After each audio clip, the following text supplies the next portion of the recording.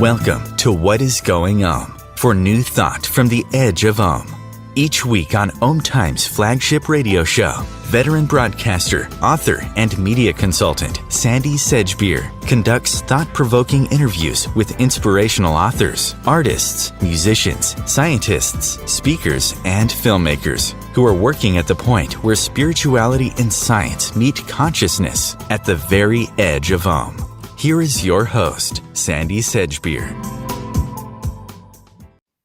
Hello.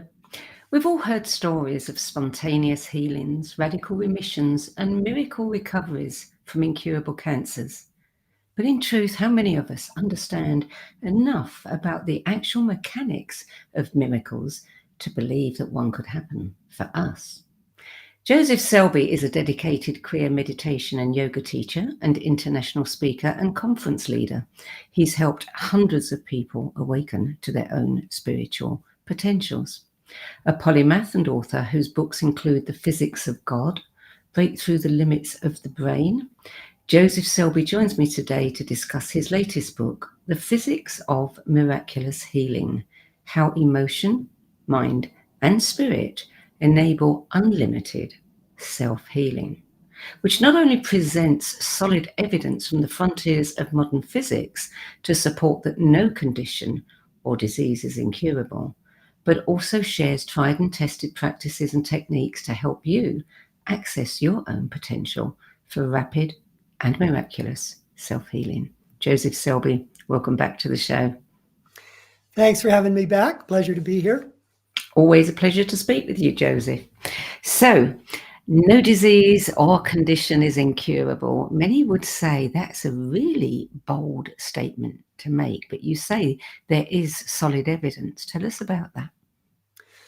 There's an amazing amount of evidence that not only is it possible, but people in the hundreds, maybe even in the thousands every year are healing from what's considered terminal cancer.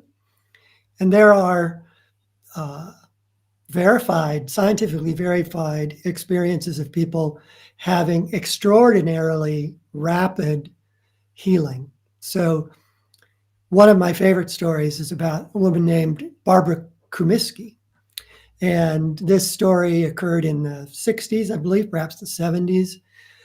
And Barbara, when she was 16, was diagnosed with multiple sclerosis. And for the next 16 years, she gradually declined to the point where, when this story was told, she was unable to walk unaided. She needed to be in a wheelchair. She needed oxygen. She had lost a tremendous amount of weight. She was unable to use her hands. Her hands had actually curled in towards her forearms, so she couldn't really use them. Same with her feet.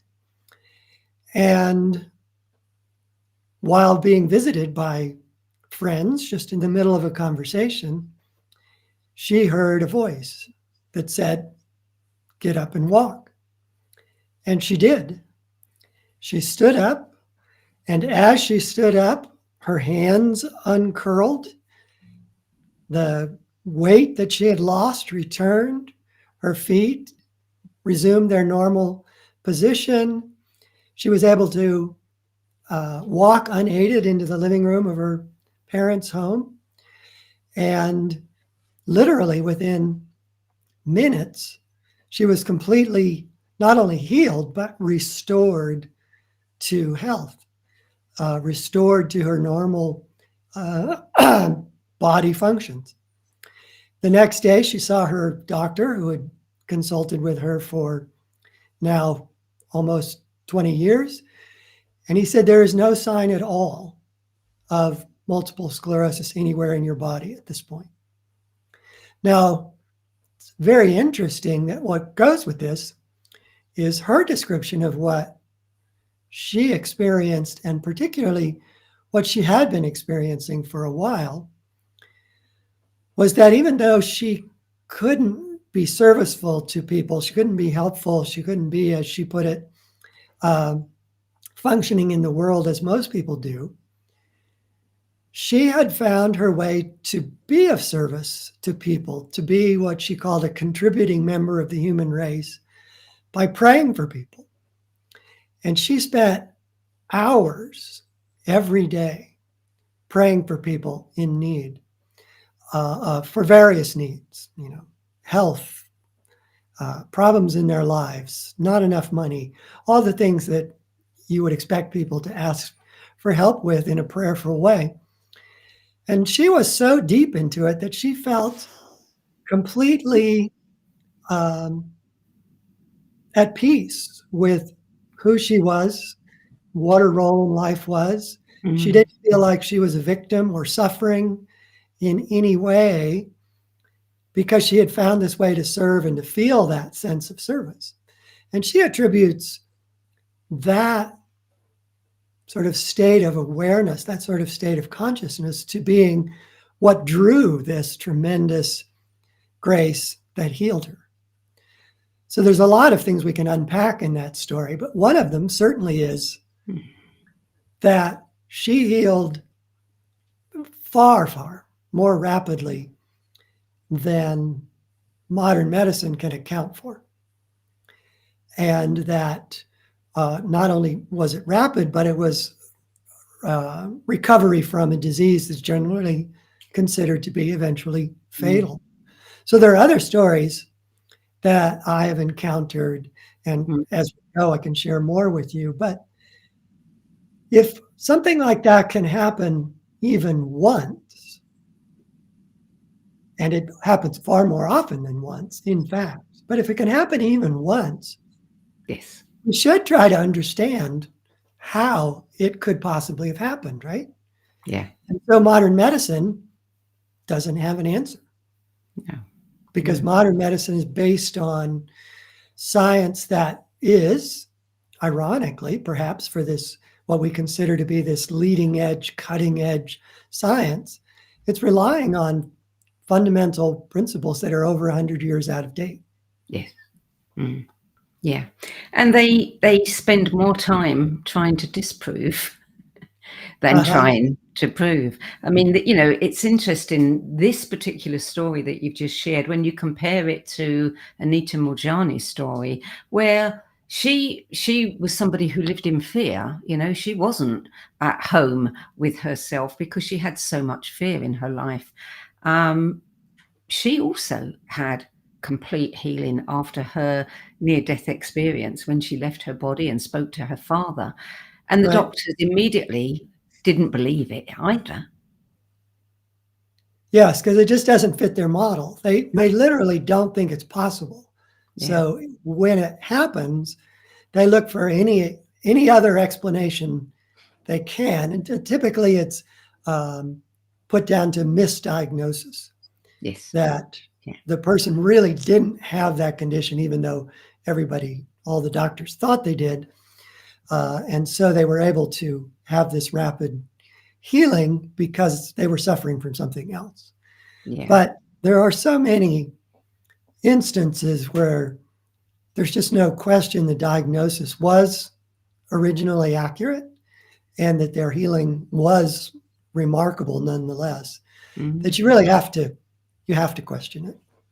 What made you want to write a book about this? Well, I've always been fascinated by the kind of intersection of science and spirituality. And a big aspect of spirituality is tapping into more subtle powers, tapping into more subtle abilities to keep ourselves healthy or to heal ourselves when we're ill. And so I wanted to see whether I could find the science that would explain how these things are happening, because they're obviously happening.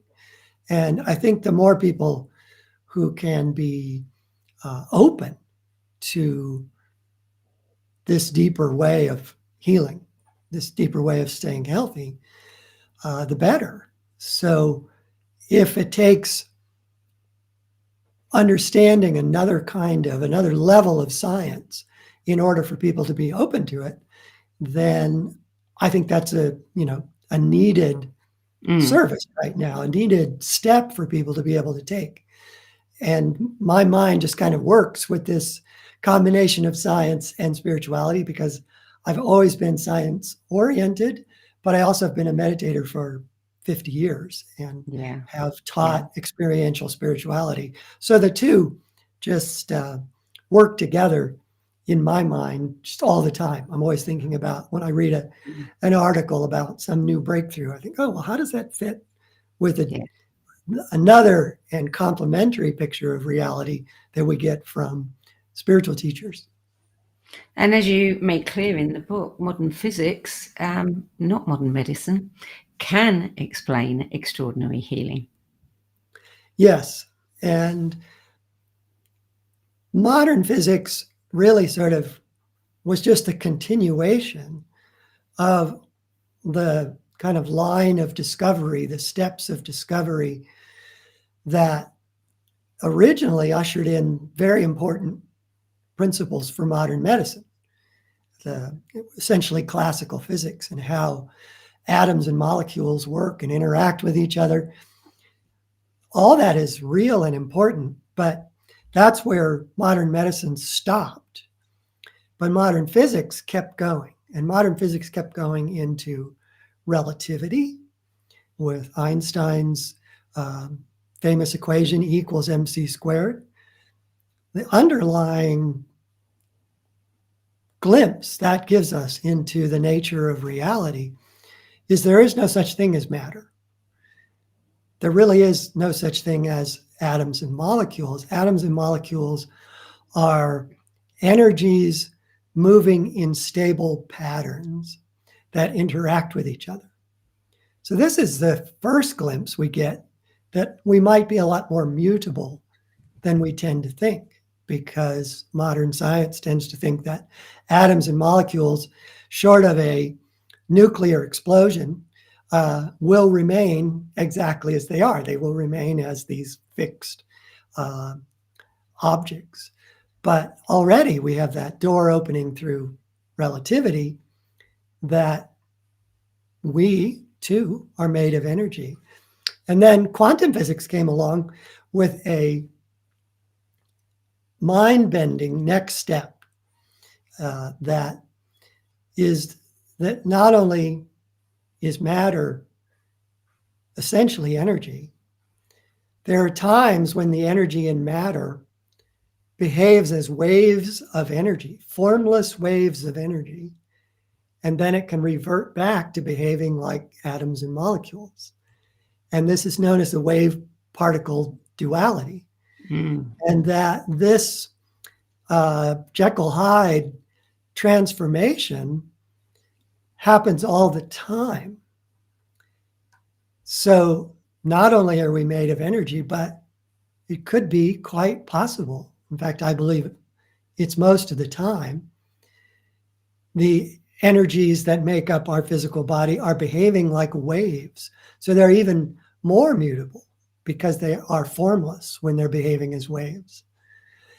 And this is what really puts the weird into quantum weirdness, is this notion that matter has this dual nature, that it goes back and forth between being wave-like and being stable patterns of energy. Then there's another step out that physics took, which is also confounding to kind of our more material look at the world around us, which is that when the energies that make up our body, or anything for that matter, but when the energies that make up our body behave like waves of energy, it actually disappears from the physical universe and is only present in what's called non-locality, another realm. And the two realms are interpenetratingly connected, but they obey different laws. So this other realm, often known as non-locality, is where we get things like entanglement, that objects, no matter how far apart they might be in the universe, can be entangled, and the affecting one instantly affects the other, no matter how far apart they are. And this doesn't make sense through the lens of local laws, the laws that govern the physical universe, but they do make sense when you consider that this other realm is pure energy, that there is no form as we understand it. There is no space, there is no time, and therefore there's no distance. So everything in non-locality, and this is perhaps the most confounding, is connected. There's no distance between anything in non-locality. So anything that is changed in non-locality instantly affects everything else in non-locality. So anything that's changed in non-locality that has to do with our physical body is instantaneously changed and is reflected in our physical body. So we are multidimensional beings, and we have yet another step, and I'll stop there because there's a lot of ground I'm covering, but we also have a holographic nature. And in the kind of farthest frontier of physics, the discipline that is in that farthest frontier known as M theory, a central tenet of how they view reality is that the information, the template, if you will, for everything that we are familiar with in the physical universe actually exists in this non-local energy realm. And that the physical universe is a holographic projection of the holographic information and energy that exists in non-locality. So as hard as this is to kind of take in, it is for most people, and even for people who consider themselves to be scientists, it's difficult to take in. But it is a central tenet of M theory. And without it, it's by central, what it means is if you take away this notion of this holographic relationship between non-locality and the local physical universe, their picture of reality just breaks down altogether. You can't have M theory without the holographic principle. So all of these things, if you look at them just purely from the viewpoint of physics, tells us that change could happen in the physical body very rapidly if you change the holographic information, the hologram that is in non-locality. The instant it changes, the physical body changes. And this gives us the big clue, gives us the big aha for how it is possible for Barbara Comiskey's body to be completely transformed, or Anita Moorjani to recover from cancer within minutes or even days. But both of those are far faster rates than the more mechanical view modern medicine has of how the body works. What's interesting is that you say that often it's belief that has something to do with these changes, but that wasn't the case for Anita. In fact, she believed just the opposite. It wasn't the case because it was unexpected for Barbara. And I can understand how belief is, because I've played with this and I've had things that have certainly changed, just because I put a lot of attention and belief into it. But there's a story that Yogananda tells in his autobiography about his sister who was overweight. And I don't remember the full story, why she was so unhappy, whether it was affecting her marriage prospects or what, I don't know. But he actually changed her body overnight. Right. It wasn't her that changed it, he did it. So how is that possible when someone else is doing it for you? Well, first, in that story, it's interesting given the West's predilection for beauty being associated with slenderness.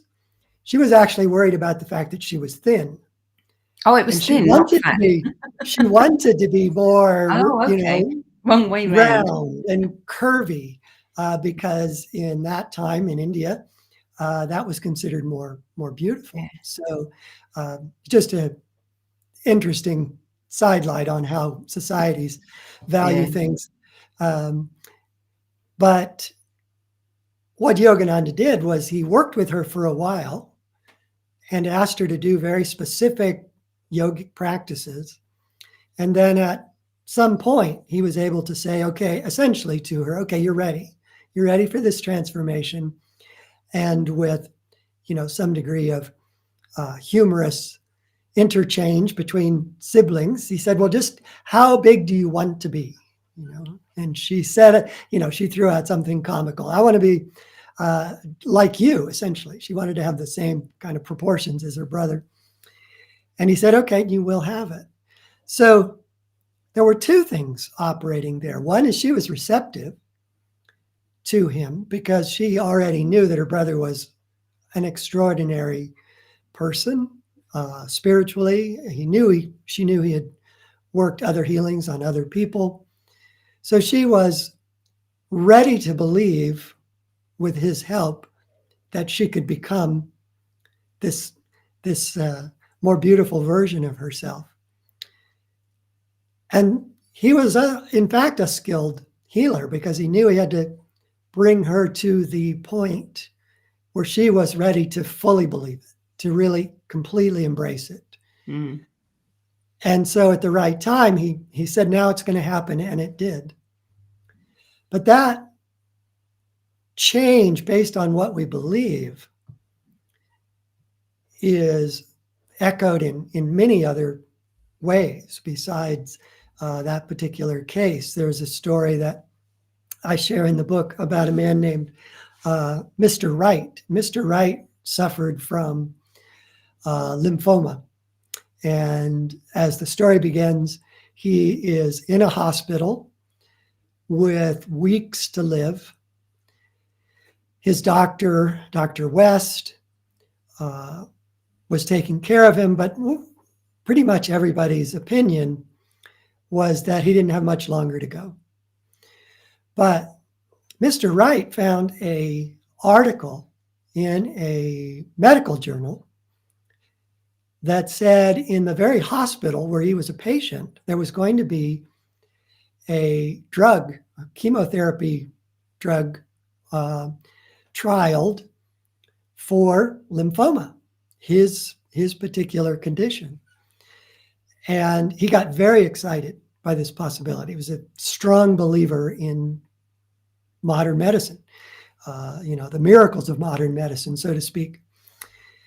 And he eventually convinced his doctor, Dr. West, to include him in the trial. Now, Dr. West really didn't want to include him because he was too far gone. He didn't really fit the profile of people they wanted in the test. But he couldn't resist him. So I thought, okay, what the heck? And on a Friday afternoon, he was injected with the drug called cribiazine. And when the doctor came back on Monday, Mr. Wright was up and around. He had orange-sized tumors visible on his chest. They were gone. His lungs had been filled with fluid. That was gone. He was feeling energetic. And within a couple of days, he checked out of the hospital and flew himself home in his own plane because he was a pilot, and seemingly was 100% cured. But alas, Mr. Wright's belief that brought him this cure was in the power of cribiazin, in the effectiveness of cribiazin, this particular drug. So after he had been home and functioning again, he read another article in another journal saying that cribiazin had been proven to be ineffective. And he just crashed back within a very, very short period of time, into the same condition. His tumors reappeared, his lungs filled up with fluid once again. He was back in the hospital and near death. Dr. West was fascinated by this and decided to do something which is probably unethical, but at the time perhaps wasn't understood to be unethical. But he just wanted to see what would happen if he told Mr. Wright that there was a new and improved version of cribiazin available, and that even though the old original version had proven ineffective for most people, there was a new version, and that if he was willing, he would give him another injection of it when it arrived at the hospital. So Mr. Wright once again got highly optimistic, full of enthusiasm, and with great, solemnity, Dr. West injected him with the new and improved cribiazin. But this time there wasn't even any drug. This was purely a placebo. It was just a saline fluid. But Mr. Wright had the same reaction, which is within 2 days, all his tumors disappeared. Fluid in the lungs disappeared. Energy came back, checked out of the hospital, and went back home. But alas, for Mr. Wright, but kind of a cautionary tale for all of us as to the importance of what we believe in. He read yet another article that said cribiazin is no longer being prescribed. It has failed all of its tests, and it is known to be utterly ineffective. Mr. Wright checked back into the hospital, same symptoms, but this time he died 2 days later. Yeah. So the key there was belief. He believed in this drug. Yes. And when he believed that the drug wasn't working, his illness came back. When he believed it was working, his illness went away. And then once again, when he believed it wasn't working, his illness came back. This was all in his deep conviction that it could cure him. Now, a good friend of mine once said that a lot of people will remark about other people that, gosh, it sure seems like their problem is all in their mind. And he said, well, yeah, but that's the worst place for it to be. Our beliefs are the most powerful thing that influence not only our health, but pretty much everything else in our life as well. Absolutely. So the beliefs are extraordinarily powerful. Yeah. Yeah. We're going to take a short break now. Before we do, I must just say, this whole thing about telling somebody that this is the new and the improved version, we get it on our TV screens all the time with the laundry detergent companies, and people believe it. And they go out and buy the new super duper product, don't they? Yeah. And it may have a real effect on them because they may believe. Does it have an effect on the laundry? That's what I want to know. Well, that kind of new and improved, that's different. Yeah. Okay, we're going to take a short break now. You're listening to What is Going On. I'm Sandie Sedgbeer, and my guest today is speaker, teacher, conference presenter, founding member of the Ananda Spiritual Community, and author of The Physics of God, Joseph Selbie. And we're talking about his latest book, The Physics of Miraculous Healing, how emotion, mind, and spirit enable unlimited self-healing. We'll be back with more from Joseph Selbie after this break. Stay tuned. Times TV. Hello, I'm Sandie Sedgbeer, host of Times flagship radio show, What Is Going On?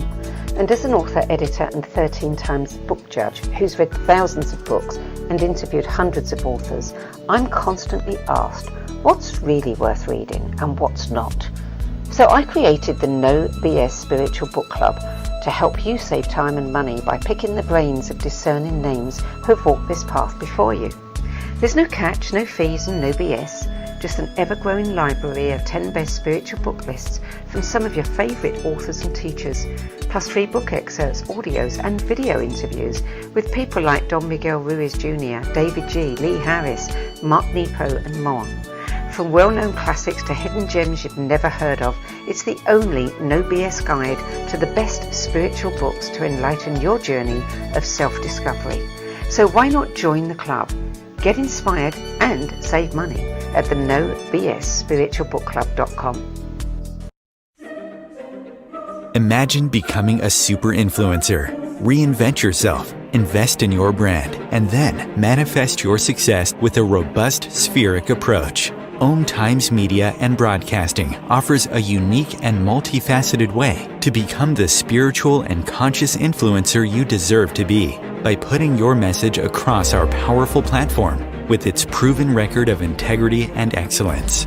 Through our produced shows, Times offers the opportunity to become a social media TV personality, a radio show host, an Times magazine columnist, and a syndicated podcaster, all in one shot.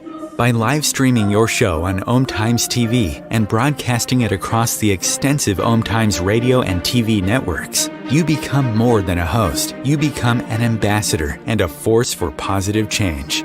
Times. Open yourself to the possibilities. Everything that we do, we can do in a contemplative manner.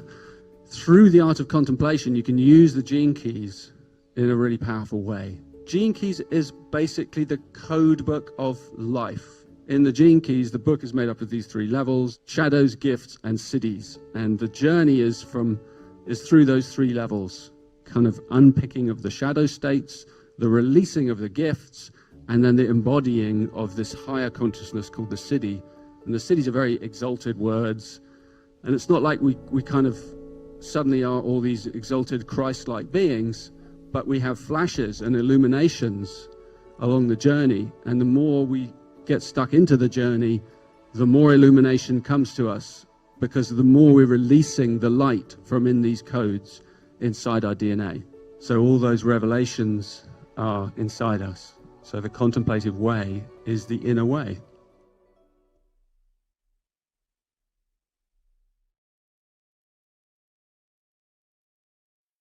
There are 16 million children struggling with hunger in America. That's 1 in 5 daughters, sons, neighbors, and classmates who don't know where their next meal is coming from. Yet billions of pounds of good food go to waste every year. It's time we do something about it. Feeding America is a nationwide network of food banks that helps provide meals to millions of kids and families in need. Visit feedingamerica.org to help them feed even more. Together, we can solve hunger. Together, we're feeding America.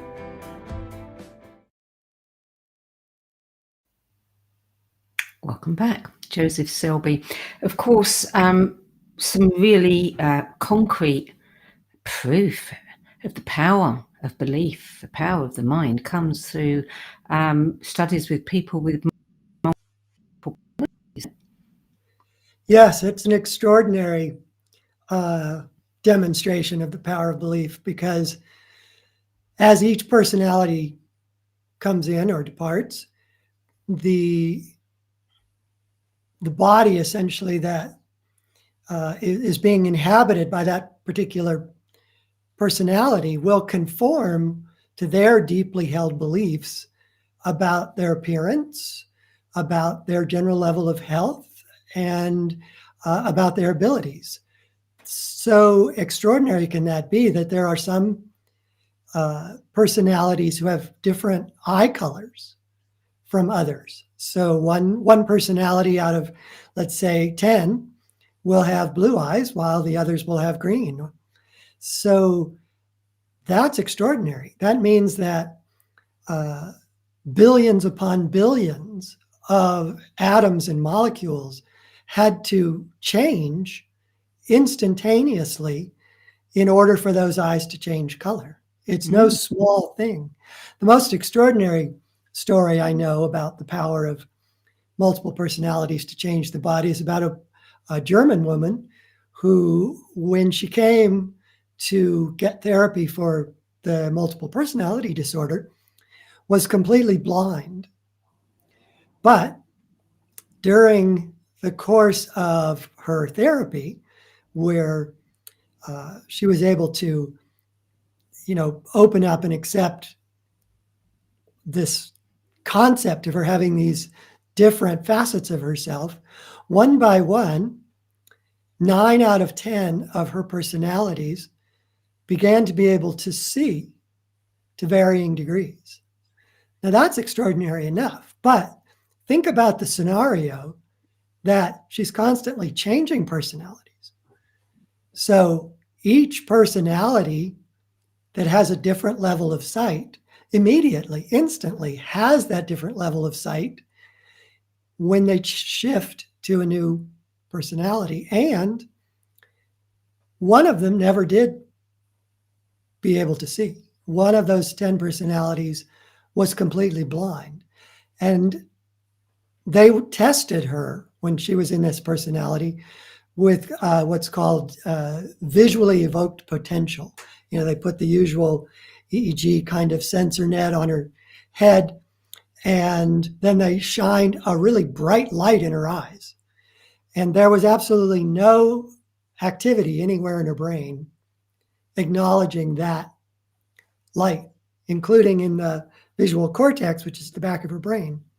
But yet the next personality in did react. And the only way this is possible is if billions of neurons changed between those two personalities, and within moments they changed. So our belief. Sorry, I was going to say, so if it's belief,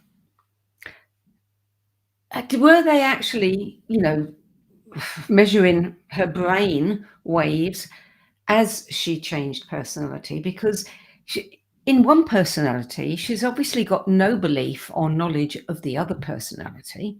Right. So it's not that she's believing before she switches. So something else is triggering those changes. It's not belief. Well, I think in the case of multiple personalities where these kind of rapid changes are evident, are because each personality has its own convictions about who and what they are and what they can do and what they look like. So those convictions are really are reflected in their hologram. Taking a step back to the physics we were talking about earlier, when the personality is holding those beliefs, it shapes their hologram, it shapes their subtle energy body. And when it shapes it to something different, then the physical body immediately reflects that. So it's a split second. When I was studying hypnotherapy and NLP, my tutor used to tell us about people who you could hypnotize them and tell them that a feather on their arm was a lit cigarette, right, and they would end up with a burn. And somebody who wanted their eyesight to be improved, he took them back to a time when their eyesight was good, brought them forward in time with that eyesight, and that remained. Yeah, there are ways to change people's beliefs. There are, I think more importantly, ways that we can change our own beliefs. Not that I'm saying you shouldn't go to healers, shouldn't go to people who can help you, but you are your biggest helper. You are the one who has developed the current set of beliefs that you have, and you can methodically and deliberately change those beliefs by embracing various techniques, by embracing affirmations, by embracing meditation, where you experientially And that's the key with the regression, is he took her back, or him back, I'm not sure which was there in your story, to a time when that person believed that their sight was good. And so they were experiencing that, and then that experience was brought forward. That belief and experience go together. So the best way to change belief is to experience the things we want to believe. And that will automatically change our convictions. So meditating, a lot of people say, well, meditating, yeah, I hear it, will make you feel more relaxed or calmer. But really, meditation is a methodical doorway for you to experience and influence any aspect of yourself, from emotions to beliefs to your conviction about who you are, whether you're a soul or a physical being. All of those direct experiences that you open up to with meditation can change your beliefs. And that's why, in the long run, meditation is so powerful. Well, I have practiced some of this, and I have created an incredible healing of an injury. What I can't do, as much as I would like to, is, kind of be 35 again. So I don't know how as to I do put that it to one. some people, some beliefs you hold more deeply, more inchoately than others. They really came in when you were born, and they were reinforced for every moment of the rest of your life. And it is theoretically possible to change those kinds of beliefs. But if you just are practical about how much time you have and how much will you have, and and really examine what would help you the most in your life, being 35 may not be that, right? Being happy, being healthy, being emotionally harmonious. Now, those things are worth changing because they stay with you whether you're 5 or 95. Yeah. So those things are possible, but I don't really recommend that you set your mind on trying to do those. Knowing they're possible should give you encouragement to think you can do the other. But focus on what you can reach. I think that sometimes we can believe that others can do it, but we don't believe we can do it. And that's a belief really worth working on. Yes. And we generally do it incrementally. I mean, near-death experience can create profound change in the way people view reality and themselves.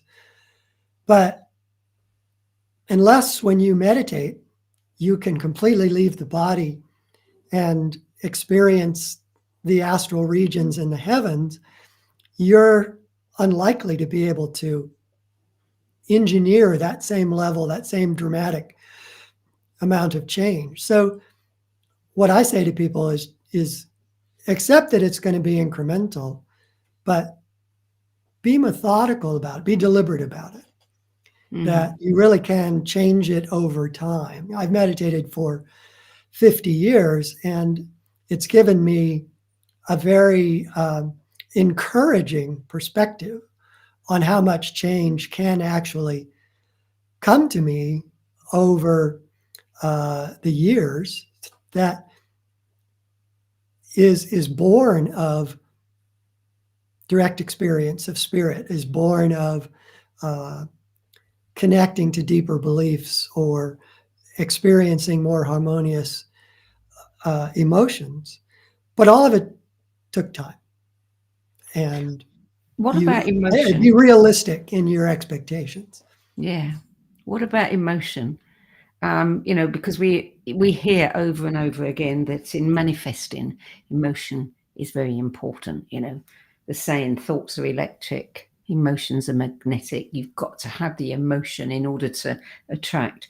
How important is emotion in beliefs? I would say that your beliefs support your emotions. Some emotional experience probably can create beliefs. So there's an interchange going on between the two. But I would say the most important thing in terms of health about your emotions is to recognize that staying in positive, pleasant, harmonious, energized emotions can do more to make you healthy than just about any other thing except belief, because your emotions are essentially movements of life force. So when you have we notice our emotions mostly when they change, right? We'll suddenly feel, a burst of happiness or something will strike us to change how we're feeling. And at that moment, we'll notice the movement. We'll notice that something else is flowing in our body. Because it actually really is. Our life force is flowing, but it's flowing in our hologram. It's flowing in our energy body. And when that moves in certain ways within our energy body, what we feel in our physical body is a sense of expansion or contraction, a rise or a descent. And those four general experiences combine into what we then later define as, I felt threatened, or I felt safe, or I felt on top of the world, or I felt I was in the dumps. All of these ways in which we describe those, we're really describing the way that movement of subtle energy, of life force in the body makes us feel. So when it moves, it also affects the life processes that are going on in every cell in the body. So when we have negative emotions, they actually get in the way of the life processes that should be happening to keep us healthy. And if we hold a negative emotion habitually for long periods of time, and these different emotions tend to move in the same place. They might be in the heart, they might be in the stomach, and we might feel them in the lower back. We feel our emotions everywhere, not just the heart. But if they're constantly occurring in a particular part of the body, like if we feel constricted by our life, we might feel it in our lungs as much as we feel it in our heart. And if we're feeling it in our lungs, then over time, because we're introducing literally a discordant vibration into that part of our body, it prevents our cells from being efficient makers of proteins, of eliminating things from our cells that they need to get rid of, bringing in fresh matter that they need to build new proteins, and eventually they will break down. And that breaking down is what we notice as cancer or diabetes or hypertension or any number of illnesses that you can name. They all begin with what to medicine is the mysterious breakdown of cellular functions. But to a metaphysician, to a spiritual doctor who could, and often do, see your emotions, there's no mystery at all. They can see that your emotions are, gumming up the works. They are preventing your body from its optimum behavior. So I'm looking at it. I'm sharing it with you from the perspective of negative emotions. Yeah. But positive emotions are even more important. The key to health is really to have harmonious, upward moving, relaxing emotions, because then they allow your body's life processes to be optimized and everything functions well. In his book, Bernie Siegel's book, Love, Medicine, and Miracles, one of my all-time favorite books, he says quite simply, happy people don't get sick. Yeah. Yeah. Ain't that the truth? So, I mean, you may get a cold, you may have this and that, but the number of people who are truly happy, who get serious illnesses is really rare, really few. So meditation is a central theme in all of your books. What it is, how to do it, all the benefits of it. You've taught it for many years, you've practiced it for many years, but there are people who find it, no matter how many times they try, they find it very hard to do. But you have a methodical process that you use and you teach people. Could you share that with us? Sure. Well, first, what I always recommend to people is use a technique. I teach a technique called Hong Sa, which comes from the path that I'm on of Yogananda's teachings. But it's by far, in a way, not the only technique you can use. But the reason I recommend a technique is that it's hard to get your mind to slow down and to get your physical body to sit still so that you can have the kind of pleasant experiences and even extraordinary experiences that are possible in meditation. So technique is really helpful. I won't try to teach it in the time we have, but you can find it on my website. You can find it in all my books, or if you already have a technique that include that in what you are trying to do. But the next thing I try to tell people is realize that your life is already full of habits. And those habits have been strengthened and supported by neural circuits that have actually formed in your brain that will automatically trigger when anything associated to that particular habit either comes into your mind as a thought or somebody's comment or the time of day, whatever. There are many, many triggers. So we tend to eat lunch at the same time because we're triggered to eat lunch at the same time. Our digestive juices start flowing, et cetera, et cetera. And this is a good thing. Many habits are good things. But you have to be realistic about the fact that if you want to meditate, say in the morning or in the evening or before you go to bed, you already have habits that occupy those time slots, if you will. And that with an initial burst of enthusiasm, you may succeed in meditating 5 mornings in a row or 2 weeks in a row. But if you kind of let down your guard and relax your will, those habits that have been there all along will start to reassert themselves. And they often feel really good. It's like coming back and spending time with an old friend, right? Oh, I forgot how much I liked, having my toast at this time of the day, whatever it is. So just realize that establishing a meditation habit is going to require determination, but be as methodical about using that determination as you can. Figure out what time in the day you actually are going to do it. What are you competing with?